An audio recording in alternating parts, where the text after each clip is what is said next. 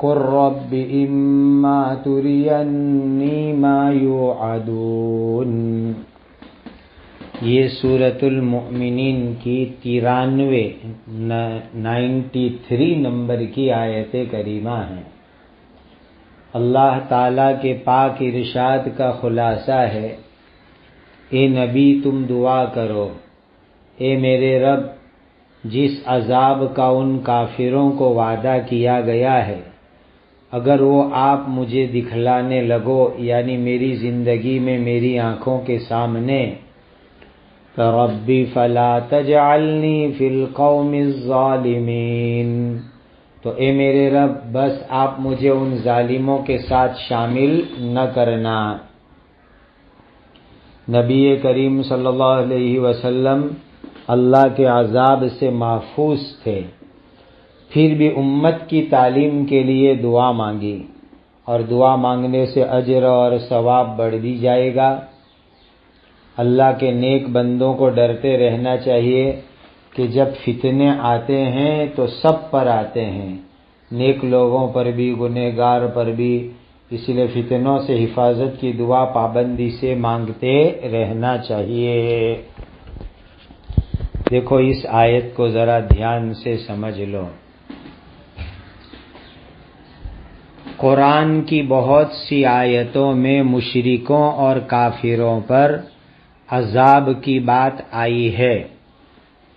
اب یہ عذاب قیامت کے دن تو یقیناً آئے گا، مرنے کے بعد آئے گا، قبر میں آئے گا، لیکن یہ پاسبل ہے کہ دنیا میں بھی ان کے اوپر عذاب آ جائے، اور نبی کریم صلی اللہ علیہ وسلم کے زمانے میں حضور کی زندگی میں آ جاوے، یا حضور صلی اللہ علیہ وسلم کے دنیا سے تشریف لے جانے کے بعد حضور کی وفات کے بعد عذاب آوے۔ اب حضور پاک صلی اللہ علیہ وسلم کے زمانے میں جو نافرمان لوگ تھے، بے ایمان لوگ تھے، ان پر نبی کریم صلی اللہ علیہ وسلم کی زندگی میں حضور کے سامنے عذاب آ سکتا تھا۔ اب ظاہر بات ہے کہ اللہ کا عذاب آتا ہے تو سب پر آتا ہے، فرق ہوتا ہے، لیکن ظالموں پر جب عذاب آتا ہے تو اس کا کچھ نہ کچھ اثر نیک لوگوں پر بھی آتا ہے۔ البتہ نیک لوگوں پر جب مصیبت، تکلیف، عذاب کا اثر آتا ہے تو اللہ ان کو ثواب عطا فرماتے ہیں۔ قرآن کی دوسری آیت میں ہے وَاتَّقُوا فِتْنَةً لَا تُصِيبَنَّ الَّذِينَ ظَلَمُوا مِنْكُمْ خَاصَّةً، ایسے عذاب سے ڈرو، بچو جو اگر آ گیا تو ظالموں پر، نیک لوگوں پر، سب لوگوں پر آئے گا۔ اسی لیے اس آیت میں نبی کریم صلی اللہ علیہ وسلم کو دعا بتلائی گئی، یا اللہ اگر ان ظالموں پر، نافرمانوں پر عذاب میرے سامنے، میری زندگی میں آنا ہے تو مجھے ان ظالموں کے ساتھ نہ رکھنا۔ حالانکہ نبی کریم صلی اللہ علیہ وسلم معصوم ہیں، اللہ کے عذاب سے محفوظ ہیں، پھر بھی یہ دعا سکھلائی گئی کہ ہر حالت میں اپنے اللہ کو یاد رکھو، اللہ سے فریاد کرو، دعا مانگو، تاکہ آپ کا ثواب بھی زیادہ ہو جاوے۔ اسی لیے ہمیں بھی دعا کرتے رہنا چاہیے کہ اللہ اپنے عذاب سے ہماری حفاظت فرمائیے۔ کبھی ظالموں پر، نافرمانوں پر اللہ کا عذاب آتا ہے تو اللہ اس عذاب سے میری حفاظت فرما لیجئے۔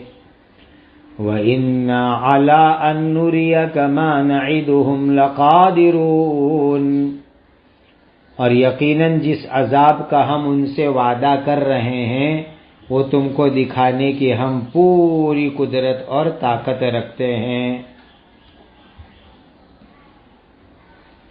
تو بڑا عمومی عذاب تو اس امت پر نبی کریم صلی اللہ علیہ وسلم کی برکت سے نہیں آئے گا، لیکن چھوٹے چھوٹے چھوٹے چھوٹے عذاب آتے رہیں گے، تکلیف آتی رہے گی۔ تو یہ جو چھوٹے چھوٹے عذاب آوے، چھوٹی چھوٹی تکلیف آوے، تو اللہ سے حفاظت کی دعا مانگی، اور بتلایا گیا کہ جو عذاب کی دھمکی ان کو دی جا رہی ہے، جو عذاب کا ان کافروں کو وعدہ کیا جا رہا ہے، وہ عذاب ان پر ضرور آئے گا، اور وہ عذاب دنیا میں بھی لانے کی ہم پوری طاقت رکھتے ہیں، اللہ پوری قدرت رکھتے ہیں۔ ادفع باللتی ہی احسن السیئہ نحن اعلم بما یصفون۔ اے نبی، تم ان کی برائی کو بہت ہی اچھے طریقے سے دفع کرتے رہو، جو باتیں یہ لوگ بناتے ہیں ہم اس کو اچھی طرح جانتے ہیں۔ یعنی عذاب تو آئے گا، جب وقت طے ہے تب عذاب آئے گا۔ اللہ عذاب لانے پر پوری طاقت رکھتے ہیں، لیکن جب تک عذاب نہیں آوے وہاں تک نبی کو اچھے اخلاق سکھلائے جا رہے ہیں کہ یہ ظالم کافر لوگ برا سلوک کرے تو تم بھلائی کا سلوک کرو، یہ ظلم کرے تم انصاف کرو، یہ بے رحم بن جاوے تم رحم کرنے والے بنو۔ یہ نبی کریم صلی اللہ علیہ وسلم کو بتلا کر کے آپ کی امت کو تعلیم دینا ہے کہ امت جو ہے اچھے اخلاق والی بن جاوے، اور اسلام کے اندر ظلم کو معاف کرنا، درگزر کرنا، یہ سب چیزیں بڑی اہمیت کے ساتھ سکھائی گئی۔ بلکہ جب حقیقی معنی میں، صحیح معنی میں جہاد کا موقع ہوتا ہے، اس وقت کے اوپر بھی ظلم کرنے سے بچنے کا حکم ہے کہ عورت کو قتل نہ کرو، بچوں کو قتل نہ کرو، دھارمک سادھو سنت گورو لوگوں کو جو مقابلے میں نہ آئے ہو ان کو قتل مت کرو، مسلح نہ بناؤ، ناک کان ہاتھ نہ کاٹو، یہ سب چیزیں تعلیم کے طور پر بتلائی گئی۔ یہ پیارے اخلاق ہے، پیاری پاکیزہ طریقے ہیں۔ اور دیکھو آدمی اخلاق کو کب چھوڑتا ہے؟ جب شیطان انگلی کرتا ہے، شیطان کے وسوسے آتے ہیں، تب جا کے آدمی اخلاق کو چھوڑ دیتا ہے۔ اسی لیے کیا فرمایا؟ وَقُلْ رَبِّ أَعُوذُ بِكَ مِنْ هَمَزَاتِ الشَّيَاطِينِ۔ دیکھو اوپر والی آیت میں کہا تھا نا کہ ادفع باللتی ہی احسن السیئہ نحن عالم بما یصفون۔ اے نبی، تم ان کی برائی کو بہت ہی اچھے طریقے سے دور کرتے رہو، جو باتیں یہ لوگ بناتے ہیں ہم اس کو اچھی طرح جانتے ہیں، برابر۔ اب ان کی طرف سے برائیاں آتی ہے تو نبی بھی انسان ہے، مسلمان بھی انسان ہے، کبھی غصے میں آ جاوے، جلال میں آ جاوے، اسی لیے اس آیت میں شیطان کا علاج بتلایا۔ وَقُلْ رَبِّ أَعُوذُ بِكَ مِنْ هَمَزَاتِ الشَّيَاطِينِ۔ اے نبی تم یہ دعا کرو، اے میرے رب میں شیطان کے اثرات یعنی چھیڑ چھاڑ سے آپ کی حفاظت چاہتا ہوں۔ شیطان وسوسہ ڈالے، شیطان چھیڑے اور مصلحت کے خلاف کام ہو جاوے، چاہے شریعت کے خلاف نہ ہو لیکن مصلحت کے خلاف کام ہو جاوے، اے اللہ آپ میری حفاظت فرمائیے۔ وَأَعُوذُ بِكَ رَبِّ أَن يَحْضُرُونِ۔ اور اے میرے رب وہ شیاطین میرے پاس آ جائے، اس سے بھی میں آپ کی حفاظت چاہتا ہوں۔ دیکھو شیطان اور شیطان جیسے انسان کبھی دھکا دیتے ہیں، کبھی دباتے ہیں، کبھی پیچھے سے آواز کرتے ہیں، تو یہ دعا بتلائی گئی۔ جو آدمی یہ دعا پڑھے گا شیطان کی شرارت سے حفاظت ہوگی، شیطان کے مکر سے حفاظت ہوگی۔ نبی کریم صلی اللہ علیہ وسلم کے ذریعے امت کو یہ دعا سکھلائی گئی، حضور نے بھی اپنی امت کو یہ دعا سکھلائی۔ غصہ آوے، انسان اپنی ذات پر کنٹرول نہیں کر سکے تو اس میں شیطان کا اثر ہوتا ہے، جنات کی شرارت ہوتی ہے، تو اللہ سے دعا مانگنے کی، وَقُلْ رَبِّ أَعُوذُ بِكَ مِنْ ہَمَزَاتِ الشَّيَاطِينِ وَأَعُوذُ بِكَ رَبِّ أَنْ يَحْضُرُونِ۔ دیکھو کبھی شیطان ہے مردہ آدمی کی شکل میں آتا ہے اور مردے جیسی آواز کرتا ہے کہ میں تیرا رشتہ دار ہوں، یہ ہوں وہ ہوں۔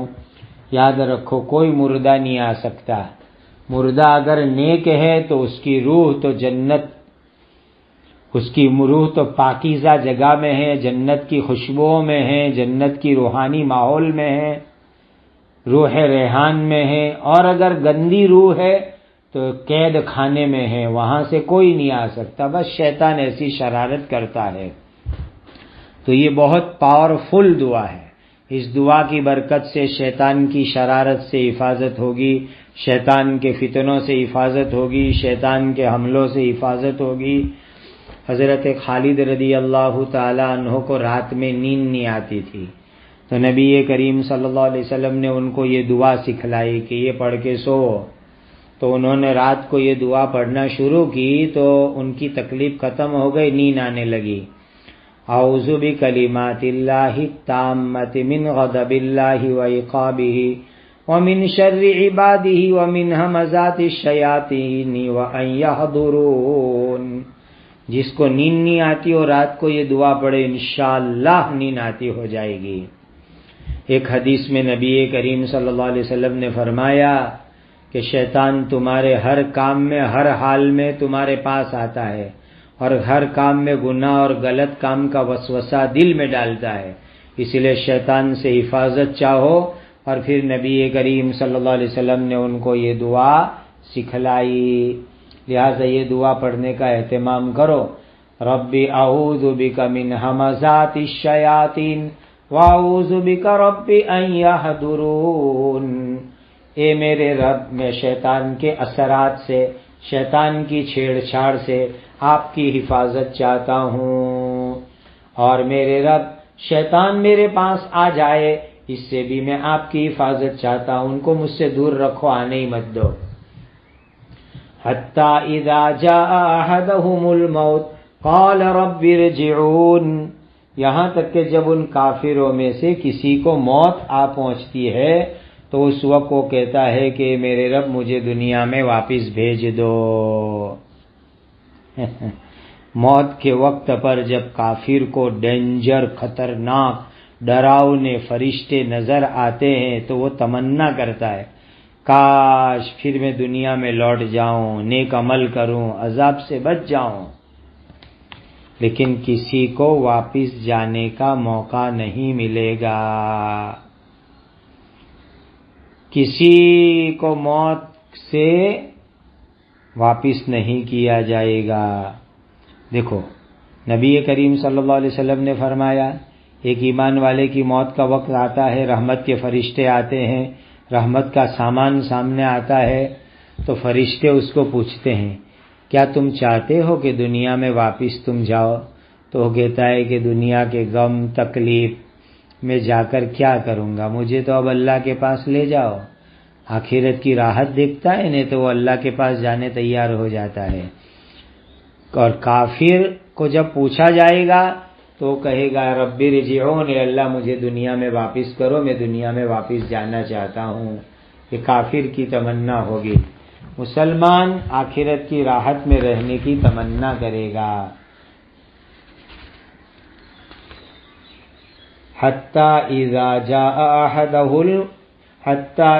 جاء احدهم الموت قال رب ارجعون لعلی اعمل صالحا فیما ترکت کلا انہا کلمۃ هو قائلها ومن ورائهم برزخ الى یوم یبعثون، تاکہ جس دنیا کو میں چھوڑ کے آیا ہوں اس دنیا میں واپس جا کر میں نیک عمل کروں، تو اس کے جواب میں کہا جائے گا بالکل نہیں، یہ تو ایک بات ہی بات ہے جس کو وہ زبان سے کہہ رہا ہے، یعنی وہ بات پوری نہیں ہوگی، اور ان کے آگے برزخ کی دنیا ہے جو دوسری مرتبہ زندہ کیے جانے کے دن تک قائم رہے گی۔ عجیب بات ہے بھائی اس آیت کریمہ کے اندر، جب انسان کو فرشتے اس کی روح نکال کر کے لے جائیں گے، کافر کہے گا کہ مجھے دنیا میں واپس جانے دو تاکہ دنیا کے اندر جا کر نیک کام کروں، اللہ پر ایمان لے آؤں، رسول کی بات مان لوں، تو جواب میں کہا جائے گا ایسا ہرگز نہیں ہوگا، تیری دنیا میں واپس جانے کی تمنا اور آرزو پوری نہیں ہوگی، اور درمیان میں ایک چیز آڑ آ جائے گی، آڑ، کہ اب دنیا میں واپس نہیں جا سکتا۔ برزخ کہتے ہیں دو چیز کے درمیان میں جو دیوار ہوتی ہے، دو حالت کے درمیان جو فاصلہ ہوتا ہے وہ برزخ کہلاتا ہے۔ انسان کی روح نکلی، موت آ گئی، وہاں سے لے کر قیامت تک کا جو زمانہ ہے نا وہ برزخ کہلاتا ہے۔ تو دنیا کی زندگی اور قیامت کے بعد والی زندگی کے درمیان میں یہ برزخ ہے۔ تو جو مرنے والا کافر ہوتا ہے وہ کافر فرشتوں کو کہتا ہے مجھے دنیا میں پھر جانے دو، تو چونکہ عذاب دیکھتا ہے، سزا دیکھتا ہے، تو دنیا میں جانے کی تمنا کرتا ہے، تو اس پر فرشتہ کہے گا کہ اب دنیا میں کوئی واپس نہیں جا سکتا، دنیا میں کسی کو ریٹرن نہیں کیا جائے گا، اب یہیں رہنا ہے اور اللہ کے عذاب کو چکھنا ہے۔ یعنی تو ریکویسٹ کر لیکن کوئی حقیقت نہیں، فائدہ نہیں، تجھے افسوس ہی افسوس ہے، دنیا میں جانے کا موقع نہیں ملے گا۔ فرعون بھی جب ڈوبنے لگا تھا، موت کے فرشتے کو دیکھا تو 3 بار اسلام اور ایمان کا کلمہ منہ سے بولا، اور ہر کافر 3 مرتبہ کلمہ بولتا ہے مرتے وقت، لیکن فرشتے کو دیکھنے کے بعد کلمہ پڑھنے کا کوئی فائدہ نہیں، کوئی فائدہ نہیں۔ بس اللہ تعالی ہم سب کو زندگی کی آخری گھڑی تک ایمان کی دولت عطا فرمائے، بہت قیمتی دولت ہے ایمان کی، جس کو مل گئی سمجھو وہ آدمی کامیاب ہے۔ اللہ پوری زندگی ایمان والی عطا فرمائے، وقت پر ایمان پر حسن خاتمہ عطا فرمائے، اور کافر لوگوں کی ریکویسٹ قبول نہیں ہوگی، اور ایمان والوں کو اللہ تعالیٰ